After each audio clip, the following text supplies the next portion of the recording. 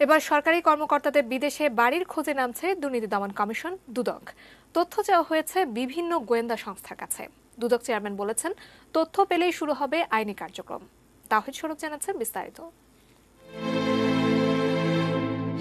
সম্প্রতি দুদকে একটি তথ্য আসে, টাকা দিলেই যেসব উন্নত দেশ স্থায়ী নাগরিকত্ব দেয় সেসব দেশে বাংলাদেশিদের ভিড় বাড়ছে।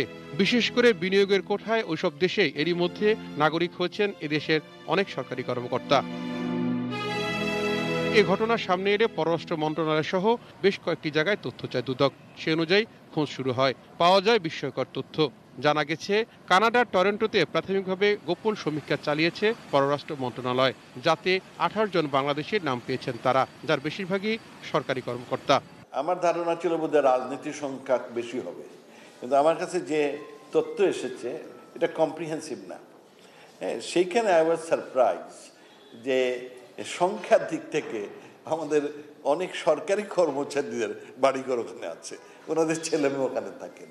রাজনীতিবিদ আমার কাছে 28টি কেস আসছে, এর মধ্যে রাজনীতিবিদ হলেন 4 জন। দুদক বলছে তারা বসে নেই। কিভাবে সরকারি কর্মকর্তারা এ বাড়ি বানিয়েছেন, টাকা তারা কিভাবে অর্জন করেছেন, সে তথ্য খুঁজছে দুদক।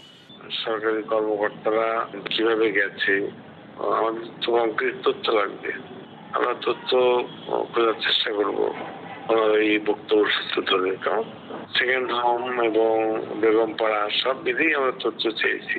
আমরা পররাষ্ট্র মন্ত্রণালয়কে লিখেছি। তো এটা রিসেন্টলি আরেকটা চিঠি আমরা দিয়েছি পররাষ্ট্র মন্ত্রণালয়ে। এমনি যারা যায় সেটা তো আপনি কিছু করতে পারবেন না, কিন্তু যারা ইনভেস্টমেন্ট ক্যাটাগরিতে গেছে সেখানে অর্থ পাচারের বিষয় থাকবে। বিদেশে বাড়ি আর বিনিয়োগের নামে অনেক টাকা পাচার হয়েছে বলে মনে করছে দুদক। আর তাই এসব বিষয়ে যাচাই বাছাইয়ে সহায়তা নেওয়া হতে পারে বিদেশি গোয়েন্দাদেরও। তাহিদ সরফ, এটিএন নিউজ, ঢাকা।